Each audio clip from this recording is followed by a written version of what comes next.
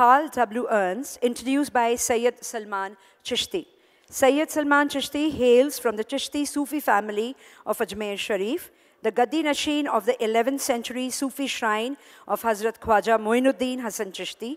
His work involves the research of Sufi traditions and their interactions with global cultures and traditions. A founding member of the Chishty Foundation, he has served as its director for the last 5 years. Can we give a huge round of applause to our speakers, please? Sir, if you could please.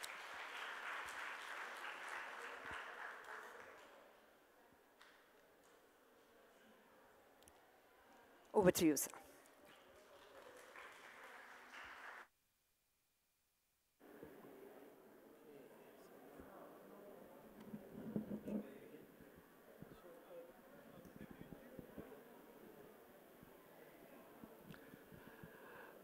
Adab, namaste, and a very warm afternoon to all of you.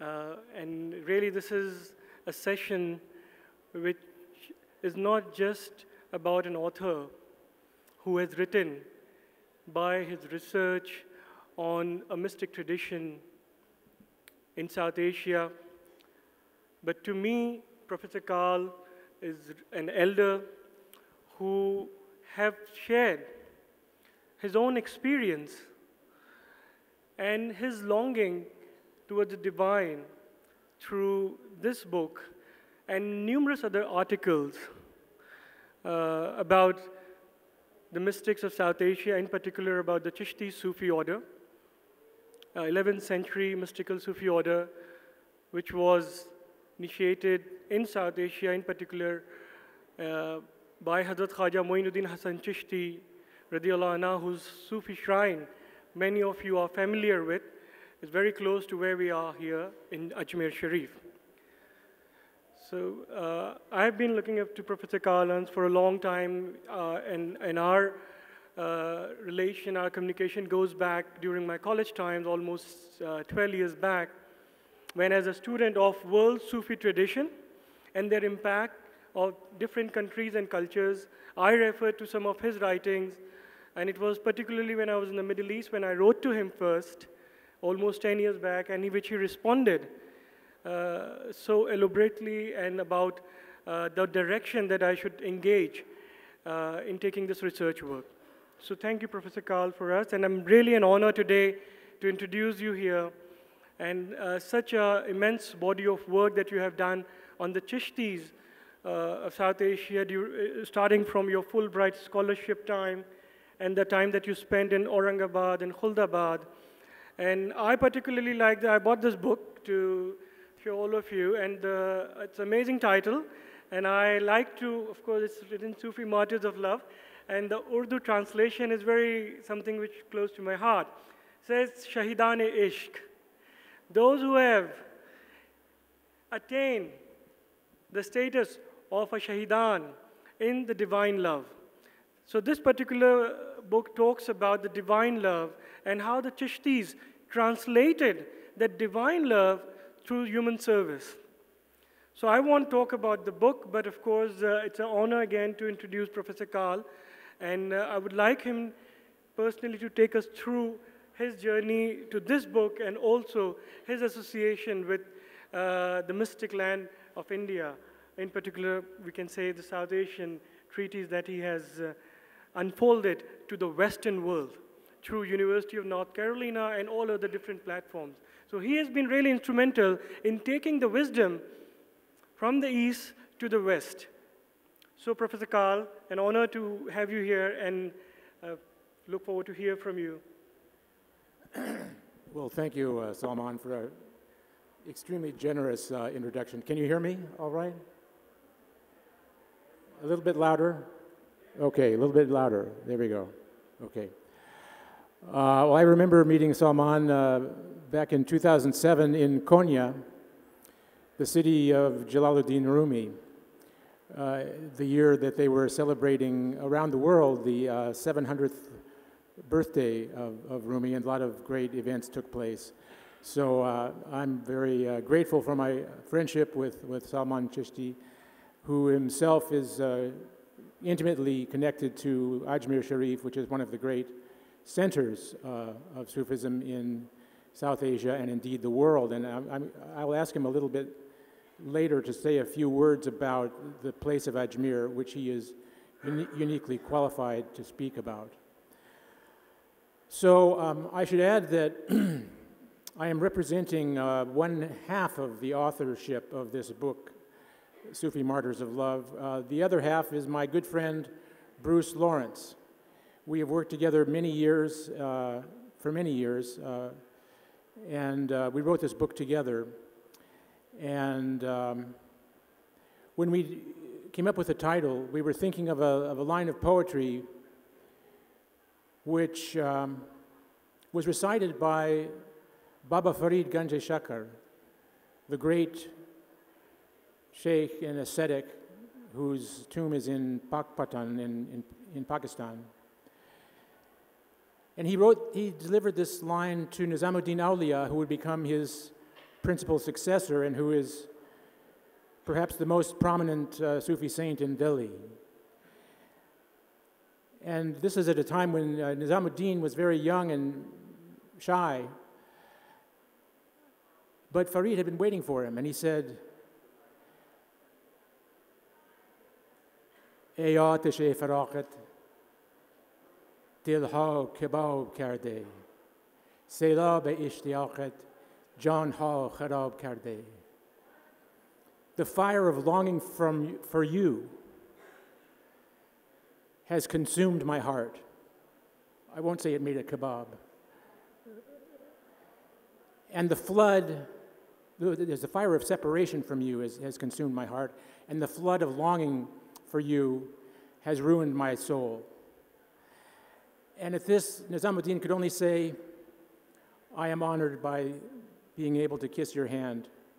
But the two were intimately tied together, and Baba Farid had a presentiment of this. But we thought that line was so amazing that it led us to come up with this title. And this is an academic book. It's a historical book, but it's evoking some very powerful, emotional, and experiential questions. And I want to explain a couple of the problems that we've faced. One of the major questions we wanted to ask is, what is a Sufi order? What is a Sufi order? And when we use the English language, we are using words which actually come from the history of Christianity. Because a religious order would be like the Benedictines or the Dominicans, the great Catholic organizations which are highly bureaucratic and are sanctioned by the Pope and have various stipulations. And what we're talking about, the Sufi traditions, the terms which they use are silsila, which means a chain. And if you think of the links of a chain connecting one to another, this would be a master and disciple. And the chain goes all the way back to the Prophet Muhammad. This is the principle of this. And it is a relationship which is created through rituals of initiation, which include a handshake. And that handshake goes all the way back to the Prophet Muhammad. That's one of the ways in which it's traditionally defined. Another way we talk about these traditions is as a tariqat, or Arabic tariqa, which means a path. And you could also say that it means a method, a teaching, a practice that is transmitted from master to disciple. And so one of the questions was, what is the tariqat, what is the method of the Chishtis that might make them different from others? And just to foreshadow that very quickly, we decided that the two essential practices for the Chishtis are sama, which is listening to recited poetry in musical form, and zikr, which is the recitation of the names of God. Now, the Chishtis are not unique in these practices, but they've developed them in very distinctive ways. But I want to go back to the question of this tradition, and a tradition means something that's handed down from one generation to the next. And we were trying to ask the question, what do we mean when we're talking about this tradition? So we did what scholars always do when they start a project. We did a literature review. What has been published about the Chishtis, and what does it say? And we discovered something that was very surprising. There is such a tendency to go back to what people call the golden age of the earliest sheikhs who were famous and highly revered, and focus the attention on them.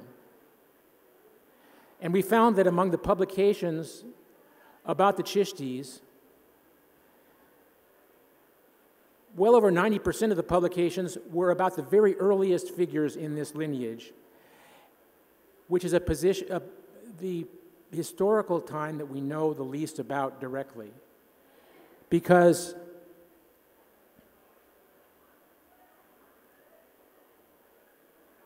the earliest sheikhs did not write books themselves, and so what we have is oral transmission about them.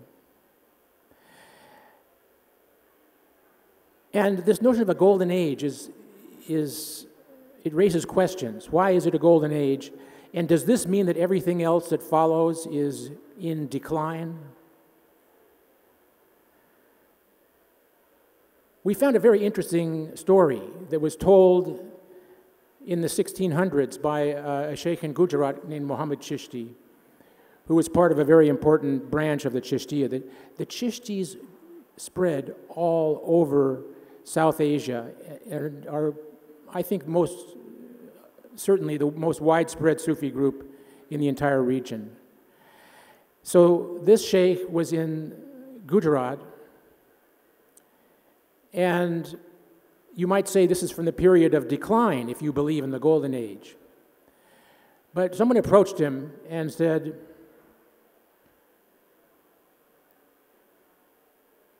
"Sir, today there is no one who is worthy of sama, of listening to music." The sheikh was surprised by this. He said, if there was no one worthy of sama, of listening to music, the world would be destroyed.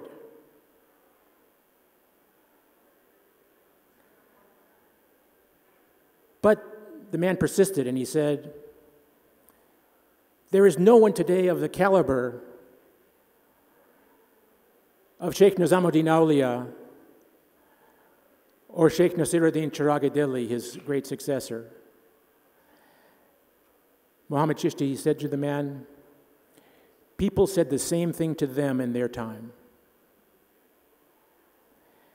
In other words, back in the 13th century, people were already talking about the decline of Sufism from the earlier age. And in fact, if we go back to some of the earliest writings, Sheikh Ali Hujviri, Dada Sahib, in his book written in about 1070, quotes an earlier Sufi who said,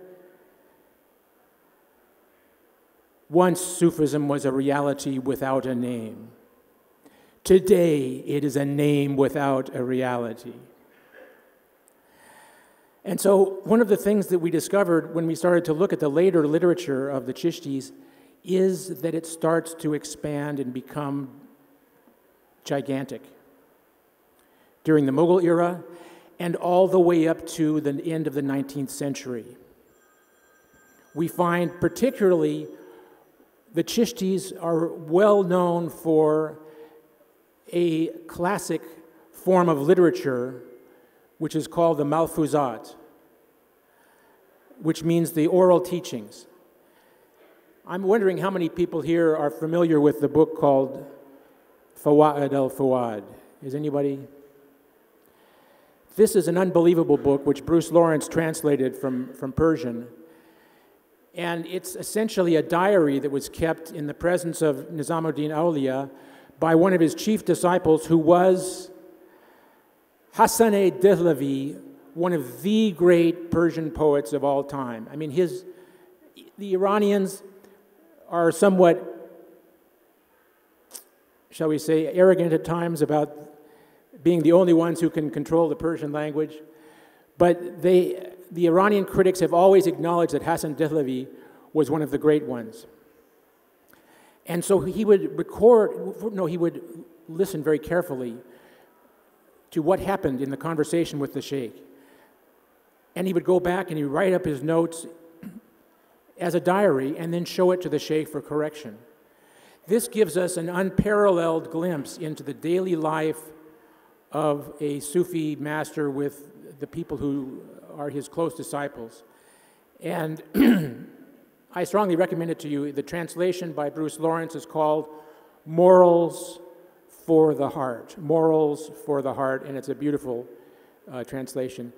This text is an example of this kind of literature, and we have writings of the same kind that are produced all the way down to the end of the 19th century, and nobody has written about them. So there's a vast archive of wonderful material, and anybody who is contemplating a journey into scholarship on this subject, I can assure you there are many important tasks to be done, and to uncover the transmission of these teachings in later times is certainly one of them. So this is a mismatch. In other words, if the scholarly literature is talking only about the earliest period, which is available to us primarily through oral teachings, and the scholars have ignored the later proliferation and growth of this, I think that we need to improve upon that and make it more available. So we discovered a series of other texts which contained a repeated idea that what was crucial in each generation was to revive the practice, the traditions, and they use the term sunnat.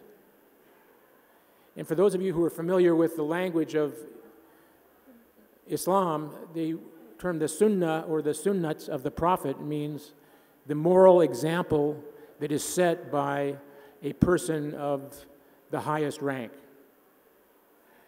And so to revive in each generation the moral example of those great ones, that is what keeps a tradition alive.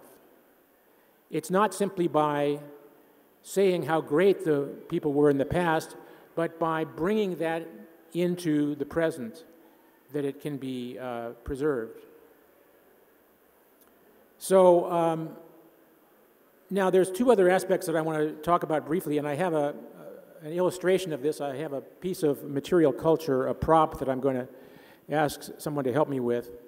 But what I want to do is to illustrate the difference between being an initiated member of a Sufi order, a silsila, a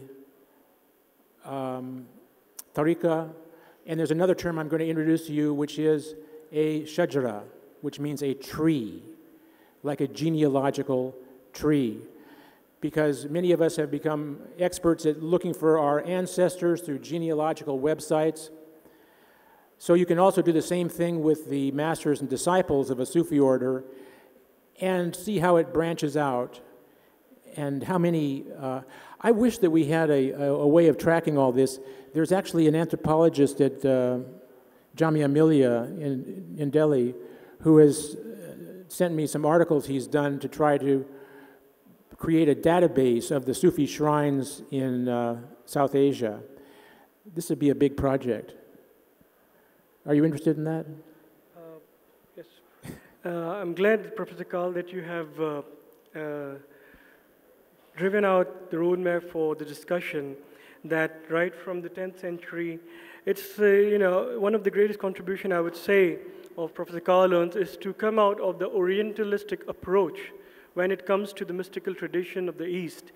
Sometimes that writes off that it is not active or it is not practiced in today's time. It is something that is to be written only about the history. So through his work, as he was just mentioning about documentation of the Shijra Mubarak, when he talked about the order, of course it is more Western oriented, but the proper word I would suggest is lineage, that it comes through a direct lineage from generation to generation through a peer and murid relationship, a guru and shishya relationship, which the sacred knowledge or the intimate knowledge, it has started right in the times of the Prophet Muhammad sallallahu alaihi wasallam, when a group of ascetic and mystics who used to sit outside his house, that porch is still known as the Ashab-e-Sufa, people of the bench. And when during the day's gathering, in the evening, there were only select few who were passed on this knowledge from heart to heart. As Professor Karl has said, that not much was written by the elders of the Mashayikh-e-Chisht, but a lot of teachings were passed on, transformed through heart-to-heart transformation of knowledge. We call it Sina Basina Ilm, sharing it from one heart to heart. That's what, like, even I had my spiritual master who taught us and who gave us a zikr. In Chishtiya Silsila, there are a different kind of zikr as the important aspect of Sama, which is the Qawwali, which is the spiritual nourishment for the Chishtis, and zikr. Zikr is not, of course, it is important aspect is a small husna recitation of the name, but even your service is a zikr. My Pir Murshid has guided me that in the Chishtiya order, there is a group of darwish which are called as the Sayyad Darwish, the traveling darwish. Their way is to travel, and then the traveling becomes part of their meditation and the zikr. So to do immense spiritual service and the worldly service at the same time. In this tradition, there is no complete monastic life also.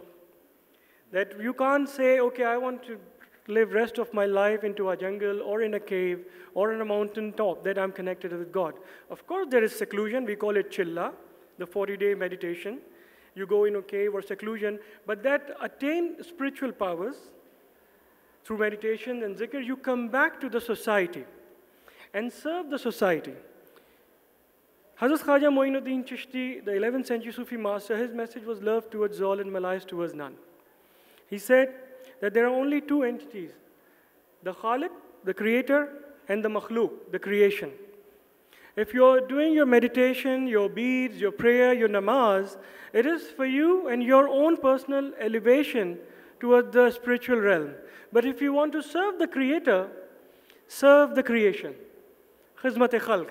That is why an important aspect that I would like you to elaborate is the concept of serving meal. The Sufi meals at the Khankas. At all the Chishti Khankas, when you look at Baba Farid and how that interaction in Punjab led to this same tradition even actively being practiced at all the Gurudwaras. And the sayings of Baba Farid, part of the Guru Granth Sahib. So that is a beautiful way of elaborating the service towards humanity by active participation in daily life and serving humanity.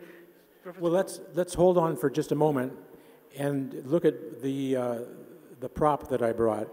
This is a scroll, and I'm going to ask somebody from our organization here to help me with this. I'm going to unroll this, and I'm going to ask, you can try to get a peek at this. This is a picture of a Sufi order, and as we unroll it, I'll try to explain what happens. Maybe just the two of you could unroll it between the two of you. Oh, they can do it. They can do it. And be gentle.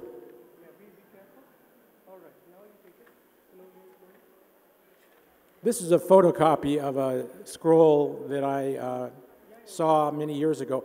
Can you take it all the way down to the door?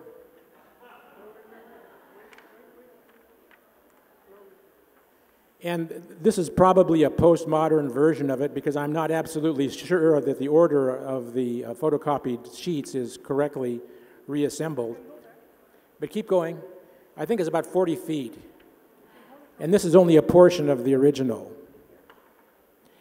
And I think that you can see from where you are that particularly in the area that's closer to the top, there are many circles of different sizes.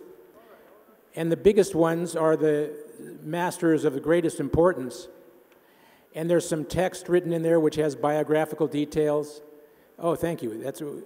We need help. This is a big Sufi order. We need lots of people to... Yes, very nicely and gently. So if you can take a glance at this, this is a representation of the Sufi order. And why do we have this scroll here? This is incomplete. This would have gone all the way to the Prophet Muhammad. I'm not kidding. That's the whole point. So this is the traditional Shijra Mubarak or Lineage, and a lot of Khankas do Yes. preserve them, but of course Yes. they're not out in public domain yet. And let me explain the ritual significance of this. This was written out by hand by someone for a very important reason. That person was being initiated into the order, into the tariqah. And that person will write his name at the very bottom end of the scroll and literally inscribes himself into the lineage of the Chishtis. So this is, I think, a very powerful document which graphically illustrates the nature of, or the structure of this relationship. But the more you look at it, it's enigmatic. There are lines going between different figures. Does that mean they are disciples? Why is a member of the Sohrawardi order in here? Why are there people from, very famous people connected to this?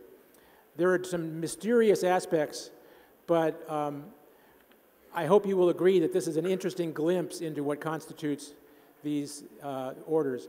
And I should add that we had some discussion at an earlier session about printing coming rather late to the Middle East and South Asia. Towards the end of the 19th century, people would print out documents in a book form that contained the entire lineage of the Chishtis, and then there would be empty boxes on the last page for a new disciple to be written into the order. So that was a modern technological version of this initiatic scroll. And we can come back to this towards the end if we have time for some questions. But now, Salman has asked about the significance of the hospitality, the sacred duty of hospitality. And I think that this is very serious indeed. And if you've experienced it, you know that it's done with all sincerity, and people take it as a duty that is quite sacred. And you're quite right, Salman. We find that the discussion of the langar, the open kitchen, is very important. In the early days of Sheikh Baba Farid and Nizamuddin, they would get donations that would come in. They had to be spent that week. And how would they be spent? Largely on food for the poor. And anyone could come in. And I think this is unintentionally the place where the large public following of the Sufis was facilitated, and which encouraged the growth from below, not from the sheikhs dictating themselves, but from the love of the people. A whole series of stories, narratives about miracles and spiritual power, and an openness to community that was not defined or restricted by religious, ethnic, class, or other boundaries. And there were certain people who could come in. I mean, in India, there are some groups that observe strict dietary rules and would not be able to take advantage of the langar. But others were very happy to do so, and we know from what the sheikhs say that, see how carefully they're rolling up the scroll now. Thank you very much. Jogis would show up. They didn't have the same sort of dietary restrictions because they've gone through a ritual death and they're not part of the caste rituals. And so interesting conversations would take place. And some of the sheikhs would say, yes, what the yogis are doing is interesting. Controlling the breath is an important technique for concentration of the mind. And they compared notes on things. This is a whole subject, and much more could be said about it. But I think Salman is absolutely right to point out that this social institution of generosity and openness was a tremendous factor in creating the ethos that still survives in the shrines. And on the great days of memory, the day of the Urs, which is, in a way, the term itself means a wedding. When the soul of the saint was joined to God, tremendous amounts of charity are performed at the shrines. And there are special customs in Ajmer. There's the immense vats, or they're called the dig, dating from the time of Akbar, a spectacular display of distribution of food, which is unparalleled elsewhere. So this was a mechanism which was very important. And if you look at even the archival documents that survive from the shrines themselves, which include revenue documents in which kings would record their gifts, the provision of food was absolutely central. And it's not hard to guess why. People need to eat, and guess what? There are people who don't have food to eat. So this is a duty, a social ethic, which had tremendous implications for the formation of larger networks. Absolutely, Professor Kaul. I'm like that. The Shajara was really something to see. I mean, like, as I said, that these are the tradition which are still very active and preserved into the intimate khanqahs which are practicing this tradition. We have them all over India, but this is not out yet into the public domain or even to the mainstream readings and sharings.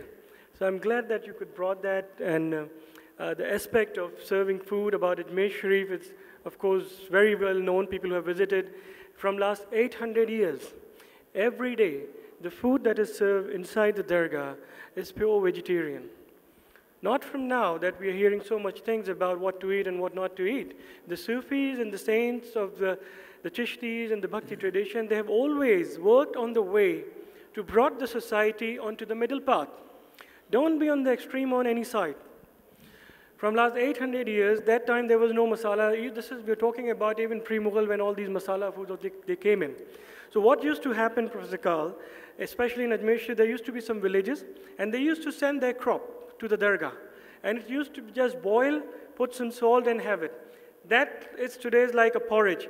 That is the oldest langar khana which we still have. And the second one, of course, which you talked about during the 15th century, during Emperor Akbar time, when he walked all the way from Fatehpur Sikri to Ajmer to fulfillment of his wish that we pray to Allah for having a child. And on bestowing and fulfillment of the wish, he offered a big cauldron. A big cauldron is about 3,000 kg of food, which is cooked at one time. And again, that is a vegetarian meal. We'll have a small visual at the end of the talk. You can have a look at that. Nice, yeah. So it is amounting, as I said earlier, that the sama is for the soul's nourishment. In the Chishti tradition, I had heard from my elders why the Qawwalis every day at the dargahs, because they say if the Chishtis, and it's a very extreme statement, Professor. I said this at the Harvard conference, and they were like, the students were, the Chishtis, if they don't listen to Qawwali, the sama, for more than 3 days, they will die. It's not, of course, the physical death, it's about the sickness of the soul. the sadness of the soul. So we need to continuously nourish the soul the way we nourish a body. And the first effect of the sickness of the soul comes on the body. And that is on the face. If our soul is unhealthy, the noor of our face, the light, it's not the complexion of the face, but the light will be taken away. So these practices, where we talk about sama or langar and zikr, these were bringing the practitioners onto the middle path, having a part played in the world, but also in the spiritual world, and thriving to it. I'd like to tell a story about this. Please, Sufis are always full of stories. That's right. This concerns a story you know very well about Sheikh Qutbuddin Bakhtiar Kaki, who was the teacher of Baba Farid. We're still talking about the Golden Age. I want to get back to the present before we're done. Now, he was a kind of person who was almost ecstatic much of the time. If you said salam to him, he would go into hal, as they say. And the story concerns a practice of sama. Now, I mentioned earlier that sama means listening to music. When we look at the books of adab, the books of the ethics, of the practices of the Sufis, they don't really talk about producing sound. They talk about listening. Not everyone hears things the same way. What level are you on depends on what you will hear. The same song will be heard by two different people. One person will become inflamed with ordinary passions, and another person will become drawn to God. So the rules that govern sama are rather strict. People should be in a state of purity, similar to prayer. They should maintain decorum. And there's a lot of discussion about ecstasy. What happens if people go into hal or wajd? In fact, there are special rules about people who fake ecstasy. This is considered to be a blamable hypocrisy that is just showing off. And there are people who do this, not surprisingly. But one rule which I think is interesting is that if somebody goes into hal, into a definite state of ecstasy, the assembly will rise out of respect, and the singer, the qawwal, will continue to repeat the same verse. Tikrar means repeat the same verse, until the ecstatic person returns to normal. I've seen this happen, and it is quite obvious, but it's very intense. Now, Qutbuddin was in a session where some poets were reciting the favorite poets of Khorasan, in particular Ahmad Jam. Jam and Chisht are these two towns in present-day Afghanistan which were the source of a lot of Sufi activity. And they came to a verse which goes like this. Kushtagane khanjare taslim ra, Kushtagane khanjare taslim ra, har zaman az ghaib jane digar ast. For those killed by submission's dagger, each moment, new life comes from beyond. So Qutbuddin was overwhelmed by this line, and he went into a hal, and the qawwals repeated the verse, and they repeated the verse, and they continued to repeat it for 3 days. And then he died. He was not the last of the Chishtis of whom it was said he died in Sama. It's happened in modern times. Sounds like a good way to go, perhaps. But it's about the listening, the intensity of the listening. Just as Rumi says, Nahar chashmi nazar dorad. Not every eye has vision. And you can find similar statements elsewhere. So having that ability to listen is a crucial thing. Now, I'd like to fast forward to one of the problems that Bruce Lawrence and I ran into. Now, I told you that when we looked at the scholarly literature about the Chishtis, there was vanishingly little to be found that dealt with the later periods of history. In particular, the colonial period and the modern period since independence. There was hardly anything written about the Chishtis, even though there were more sheikhs in later periods of history than in the early ones, by far. So that was really a challenge. And it was also interesting because the presence of the British changed a bunch of things as well. For instance, in Pakpatan, the shrine of Baba Farid in the Punjab, the British ended up choosing who would become the next administrator of the shrine, the so-called Divan. And the British, like colonial rulers elsewhere, were always concerned about large groups of people getting together, especially people who had strong loyalties to leaders who could potentially cause problems. So the British were eager to try to bring the sheikhs into some kind of relationship with the colonial state. And in some cases, this was accomplished through the military or other forms of activity, or through the agricultural holdings that were part of the land that the shrines owned. So that's one interesting challenge. And at the same time, there were dramatic changes taking place in Muslim society during the colonial era. At the same time that the British and other Europeans first discovered Sufism, the so-called Orientalists, as Salman was mentioning, the British decided that they liked it. They thought Sufism was really interesting. There was poetry, there was beauty, intoxication.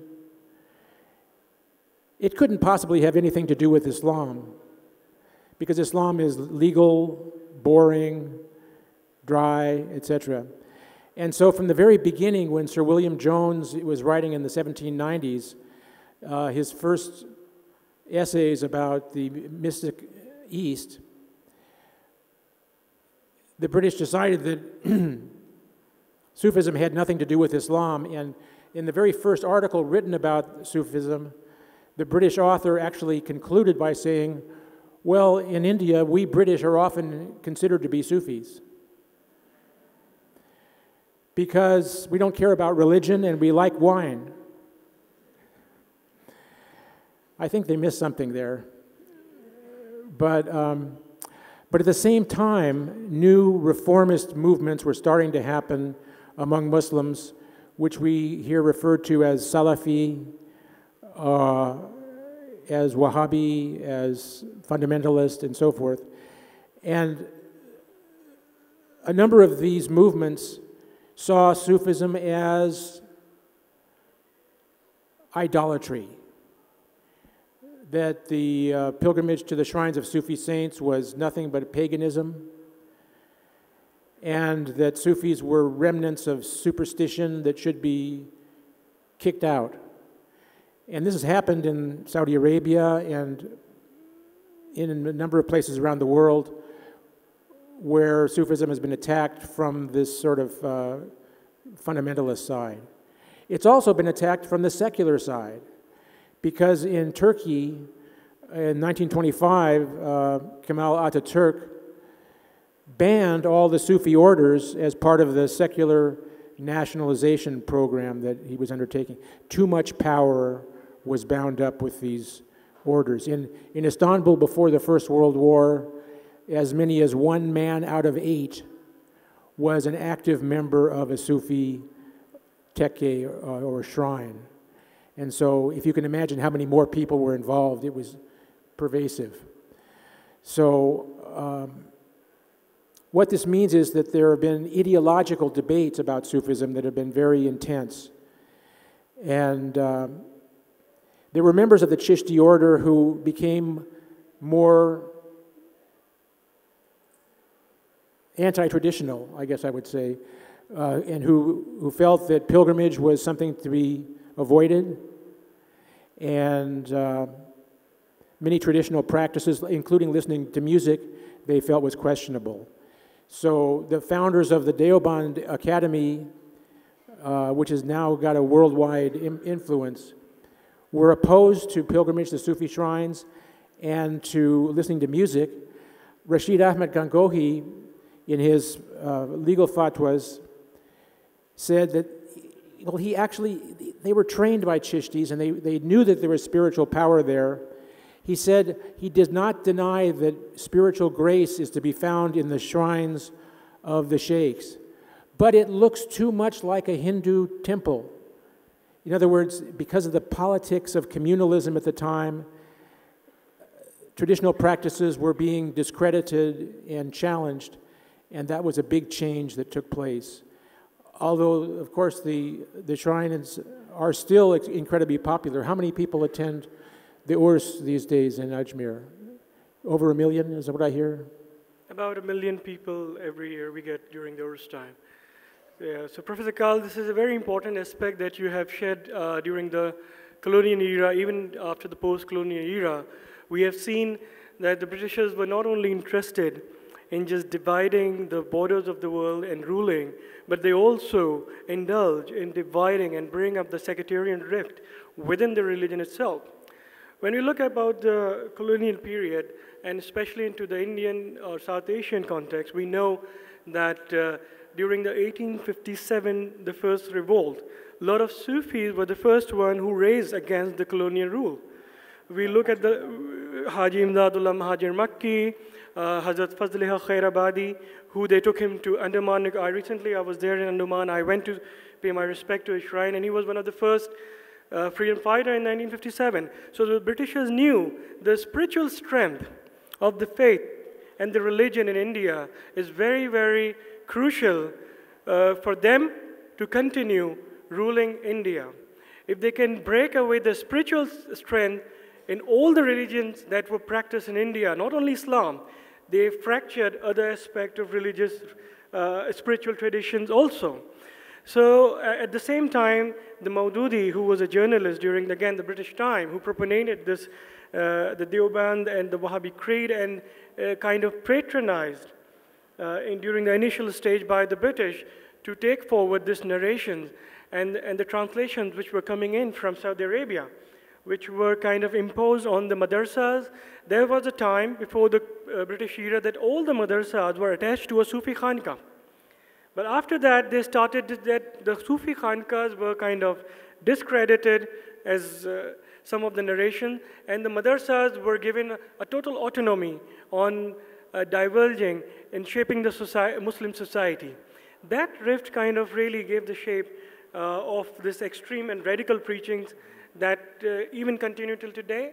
We are lucky that our Sufi and Bhakti traditions in India are so strong that the Indian Muslims are not getting influenced, and inshallah they will not get influenced by these radical ideologies of what we see around ISIS and the Salafis. They're creating havoc into the Middle East, you can see. Right. So this is, of course, the strong presence of the Sufi traditions, not in the Muslim society, but even beyond that.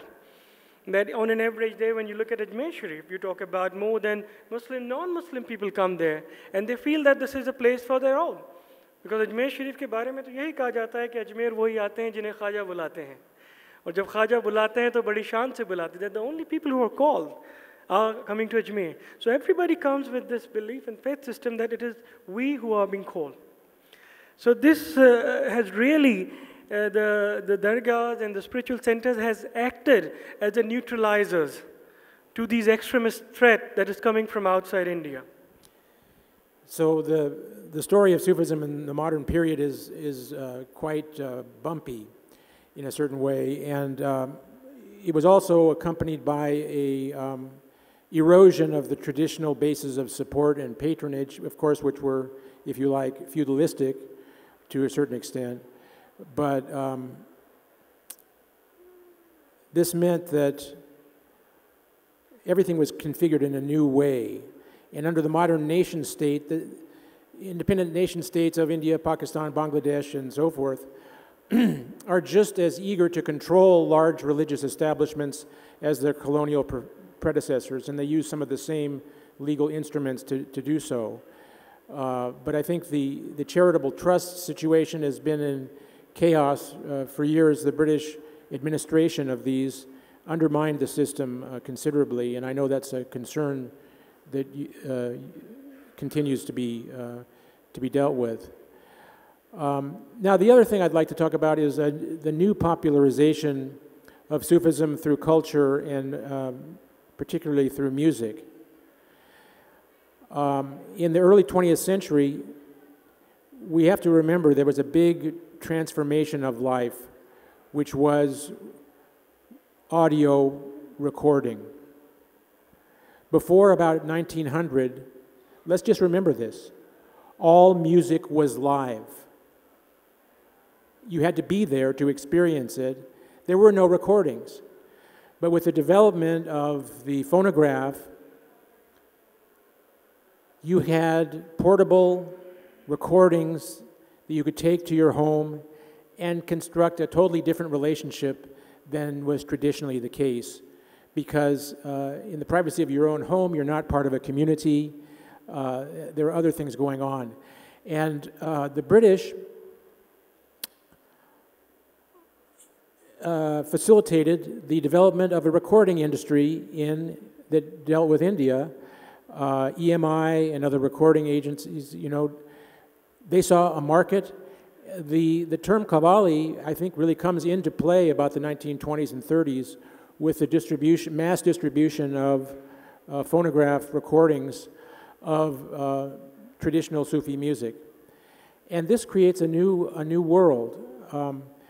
I've translated a little manual which is called Adab as-Sama, the rules for Sama, that was composed in Urdu in the 1930s, and it addresses for the first time the musician, because the classical manuals are only about the listeners.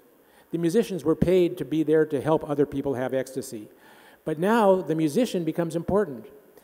And there's also advice about, to the musician, don't be too greedy, but to the patron, you should be generous.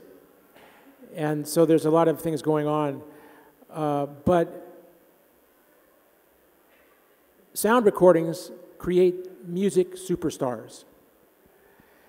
And those people who like Qawwali music, who have listened to the Sabri brothers, or to Nusrat Fateh Ali Khan, the great legends of the past generation, these people became stars in their own right. Abida Parveen in Pakistan, similarly. And so there's a new kind of relationship that's going on. And does anybody listen to Coke Studios? A lot of people. Okay, now go back and read Nizamuddin's Morals for the Heart, and you'll have a full picture of this. I know that you're getting a lot from Coke Studios, but wait a minute, Coke Studios. Did Baba Farid like Coke? No, we're in a different world when Coca-Cola is the presenter, is the new patron of Sufi music. And so there's a lot to be said about that, but I don't see it's necessarily bad or the decline from the golden age, but Sufi music as a kind of a world music category is involved with marketing and capitalism and all that kind of stuff. And so we have to just be aware that the ground rules are changing and things have been morphing into new forms. And this also includes, for instance, there are Sufi groups around Europe and America who are pretty much detached from traditional Islamic practices because in the modern world, there's no copyright. Everybody can go in their own direction. So Sufism is malleable and takes on new identities all the time. So Salman, I think we're going to see a clip, but how do you want to move from here? Yeah, we can have some questions and then we can close it on that clip. So Okay. that would be, if any questions. Okay, do we have a couple of questions? There's a lady in the front row.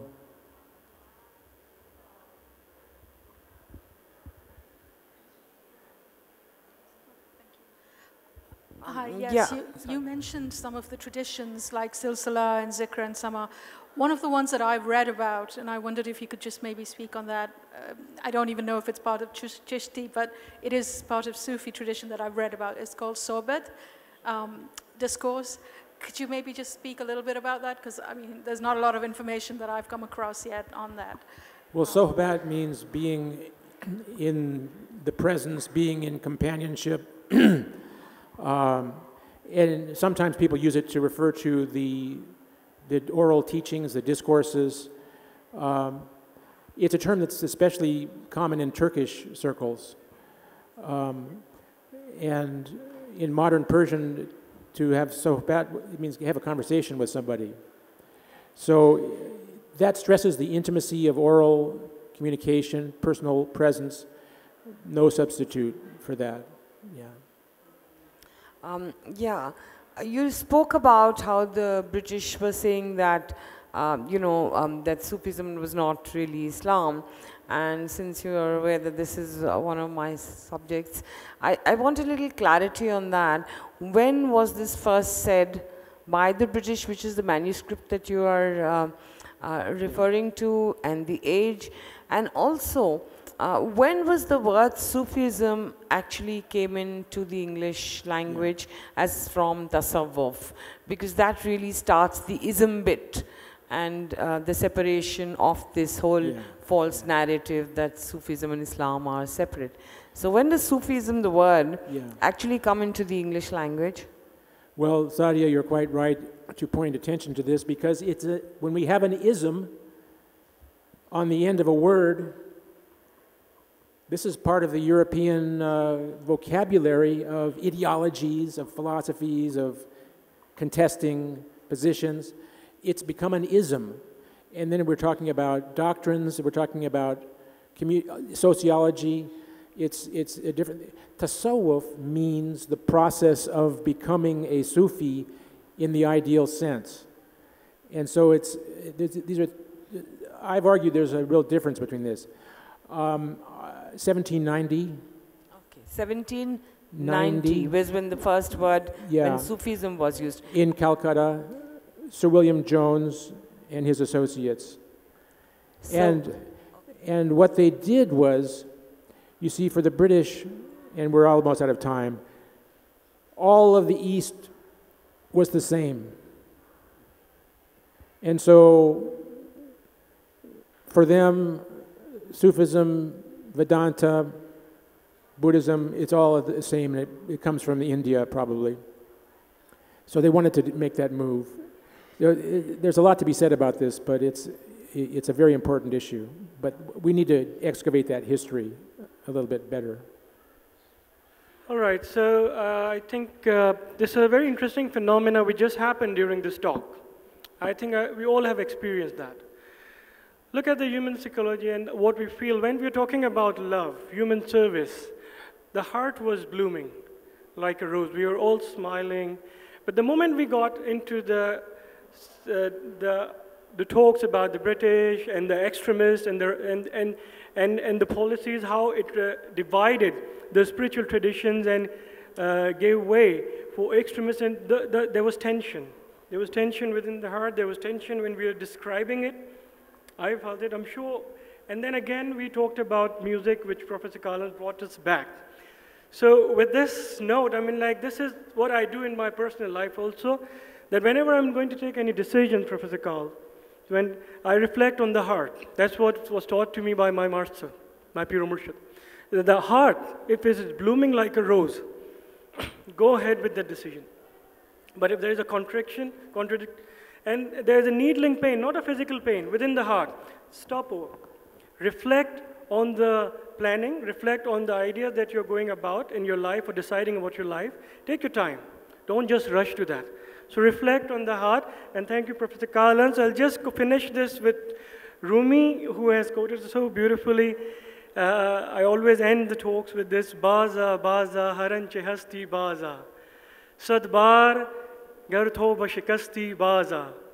Idarga ma Umidast, Idarga ma na Umidinis. Which translates as come, come, come whoever you are. Even if you have broken your vows of repentance, come again. Our doors are doors of hope. Our doors are not the doors of despair. So, Alhamdulillah, India has truly been the door of hope, not for us Indians, but truly for the entire world. And we continue in sharing and cherishing the greatest strength of our country, that is unity in diversity and immense spiritual tradition. With this note, just 2 minutes of visuals from Ajmer Sharif with, can we have the video? Few things that you can see what happens in Ajmer Sharif. People come with so much of love and heart.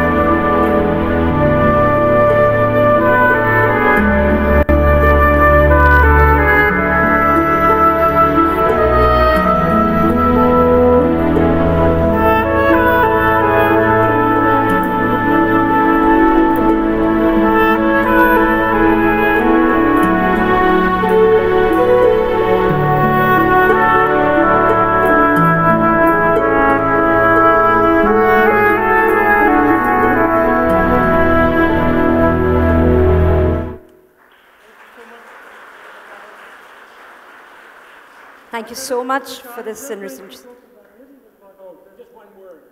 Next book coming out in 6 months is the poems of Mansour Halaj. I'll give you one verse.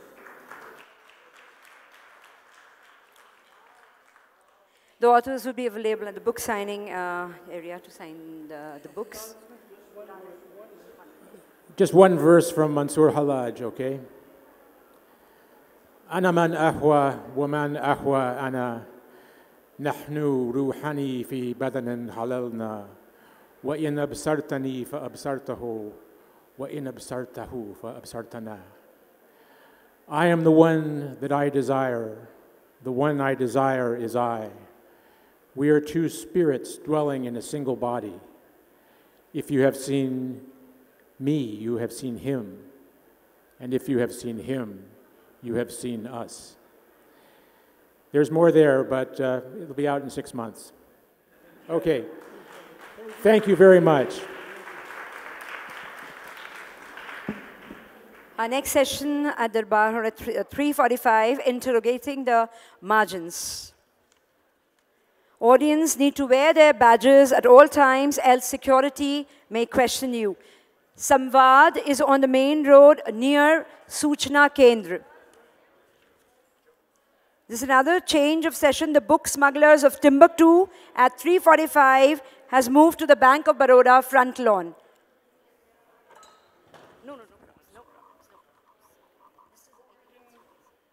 Overgo the time.